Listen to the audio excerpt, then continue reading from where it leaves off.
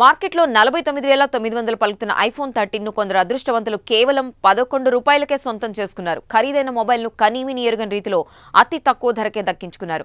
ఏంటి ఇది నిజమా అనే కదా మీ అనుమానం? ఎస్, 100% వాస్తవం. కానీ ఇదంతా ఎప్పుడు జరిగింది, అసలు ఎలా సాధ్యమైంది అనుకుంటున్నారా? అయితే ఆ డీటెయిల్స్ చెప్తా చూడండి. ఈ కామర్స్ దిగ్గజం ఫ్లిప్కార్ట్ కొద్ది రోజుల కిందట ఓ బంపర్ ఆఫర్ను అనౌన్స్ చేసింది. ఐఫోన్ 13 ను ఎవరూ ఊహించని విధంగా ₹11కే అందిస్తామని ప్రకటించింది.